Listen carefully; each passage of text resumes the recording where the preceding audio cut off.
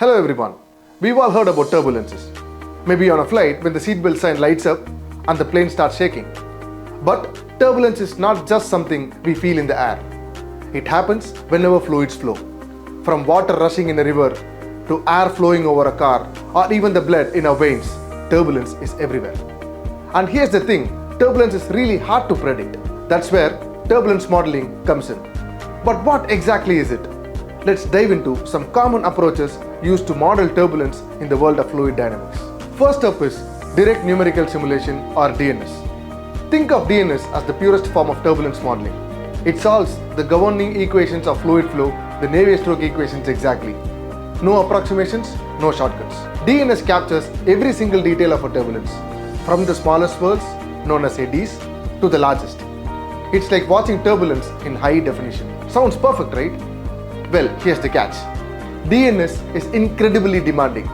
It requires massive computing power, which makes it impractical for everyday engineering problems like simulating the airflow over an aeroplane or designing a car. DNS is mostly used in research where scientists study turbulence in smaller controlled situations.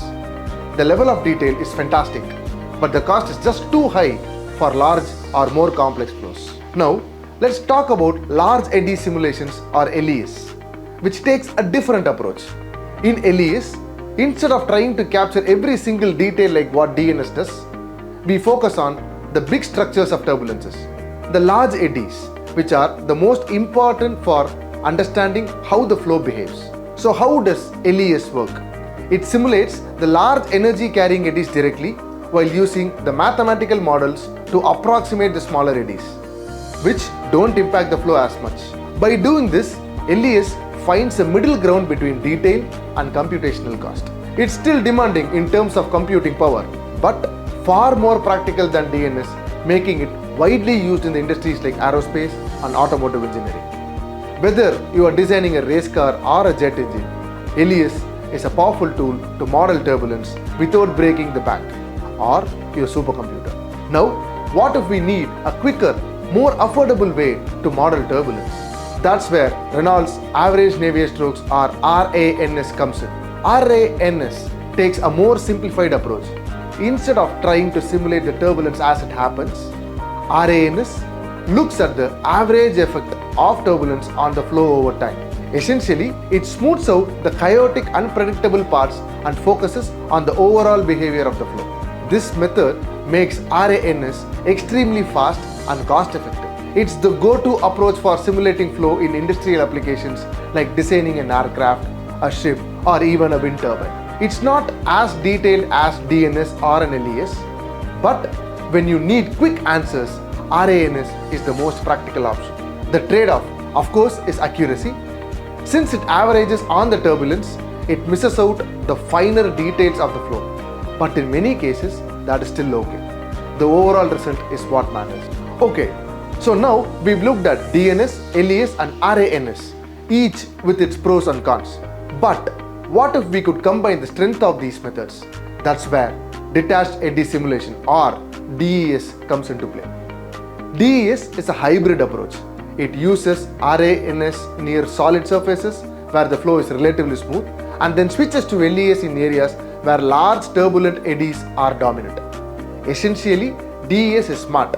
It uses a simpler, faster method where it can and more detailed approach where it's needed. DES is great for complex applications like the flow over an aircraft or around the buildings. By switching between RANS and LES, DES gives us the accuracy of LES where turbulence is most intense while keeping the computational cost really low. This is a kind of like getting the best out of both worlds. So let's quickly sum up what we've covered. DNS gives us the most accurate and detailed representation of turbulence, but it is super expensive in terms of computing power. LES focuses on big, important structures in turbulence, balancing accuracy and the cost. RANS simplifies turbulence by looking at the average flow, making it fast and efficient for large-scale problems. DES combines RANS and LES to give us accuracy where it matters and efficiency where we can afford it. Each of these approaches has its own role to play, depending on what you are trying to model and how much detail you need. Turbulences may be chaotic and unpredictable, but with these methods, we can get a handle on it. Whether we are designing better aeroplanes, improving energy systems, or understanding the flow of fluids in nature. Thanks for watching. If you found this video useful, don't forget to like and subscribe for more content on engineering and science. See you in the next one.